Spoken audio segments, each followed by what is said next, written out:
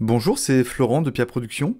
Dans ce tutoriel, je vais vous montrer comment vous pouvez simuler l'installation d'une centrale photovoltaïque à l'intérieur d'un scénario de rénovation dans CapRénov+. Alors là, on se trouve dans un scénario, c'est-à-dire au début d'un scénario de rénovation. On est donc bien après la description du logement et après le bilan avant travaux.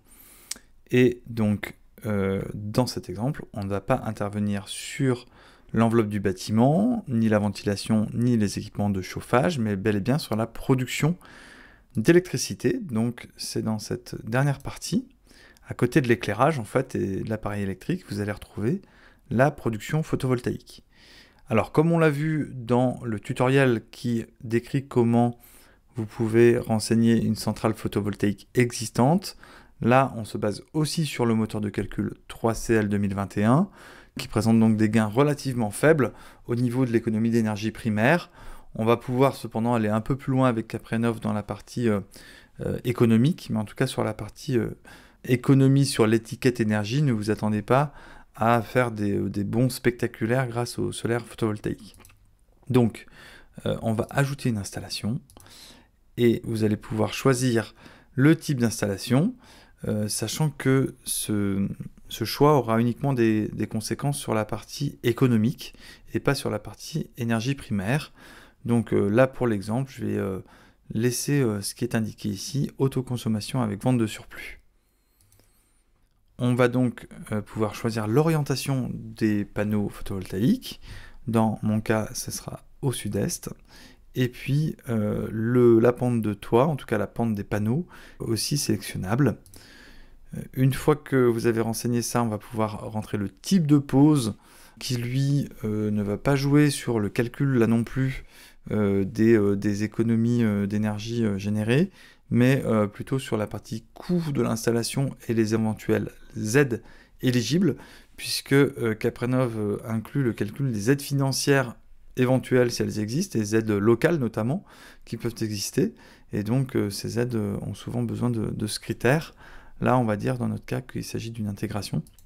Le type d'onduleur, donc à chaque fois vous avez des points informations qui vous décrivent exactement de quoi il s'agit. En tout cas, là aussi, qui va jouer uniquement sur le coût de l'installation. Donc là, on va dire aussi que c'est des micro-onduleurs.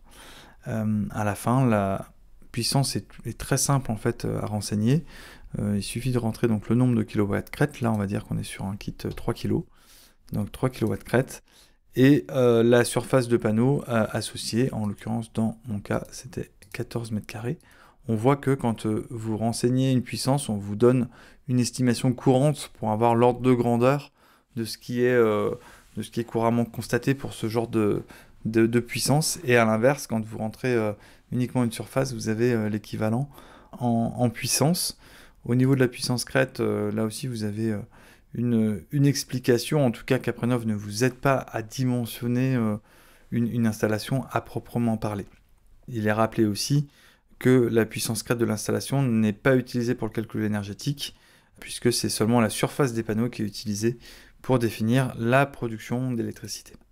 Donc une fois que vous avez fini là, en fait, de remplir la centrale photovoltaïque, on se retrouve avec une estimation de l'électricité qui sera produite par la centrale, avec là aussi, comme dans l'existant, un certain nombre d'éléments qui sont fixés de manière conventionnelle, notamment le rendement moyen des panneaux et les pertes liées au masque solaire, comme les ombrages. Et puis pour la partie électricité autoconsommée, c'est pareil, c'est les ratios de la méthode 3CL qui s'appliquent.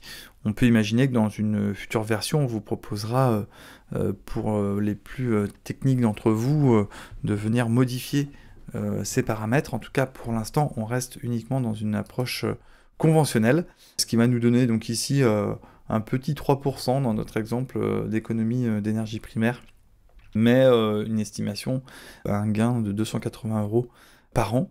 Et puis pour la suite, ce sera comme dans CapRénov, c'est-à-dire que vous pourrez rentrer le module économique et afficher éventuellement les aides compatibles avec cette installation. Voilà, j'espère que cette fonctionnalité vous sera utile.